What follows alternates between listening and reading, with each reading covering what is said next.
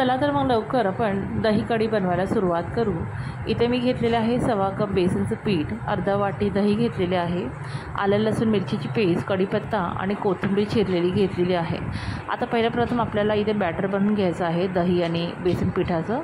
तर आता इकडे आपण थोडं थोडं पाणी घालून त्याला अशा हलक्या हलक्या गुठल्या मोडून घ्यायच्या आहे हलक्या हाताने।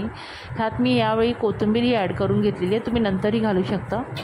आता हे बॅटर आपल्याला एकदम पातळ बनायचं आहे, तुम्ही बघू शकता मी कसं मिक्स करते आहे ते।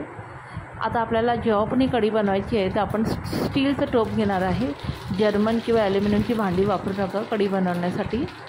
आता इथे मी तेल गरम करून घेतलेले आहे। एकदा तेल गरम झाले की त्यामध्ये मोहरी ॲड करा। मोहरी घातल्यानंतर एकदा ती तडतडली तर त्यामध्ये जिरे घाला, कढीपत्ता घाला। कढीपत्ताही चांगलंच तडतडला तर त्यामध्ये आलं लसूण मिरचीची पेस्ट ॲड करून घ्या।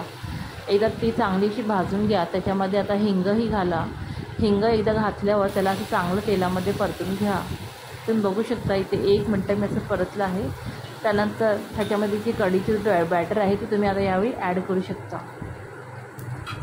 आता हे गॅस जो आहे आपला असा एकदम बारीक पाहिजे, गॅस फास्ट नाही पाहिजे, कारण कढी कधी कधी अशी अंगावर उडते। तर गॅस जो आहे तो आपला बारीक ठेवायचा आहे। आता ह्याच टोपामध्ये आपण थोडं अजून पाणी घालून ह्याच्यामध्ये ॲड करू शकतो। आता मी मीठ पहिलंच ॲड केलेलं आहे। जेव्हा कढी अशी उकळली तेव्हा मीठची टेस्ट बघायची, जर आपल्याला वाटलं मीठ एकदमच कमी आहे तर आपण ॲड करू शकतो। यावेळी मी पाव चमची हळद घातलेली आहे। हळद एकदा या कढीला चांगली अशी उकळी आली, आपली हळद शिजली तर गॅसचं फ्लेम जे आहे हे आपण ऑफ करून आपली कढी सर्व करू शकतो।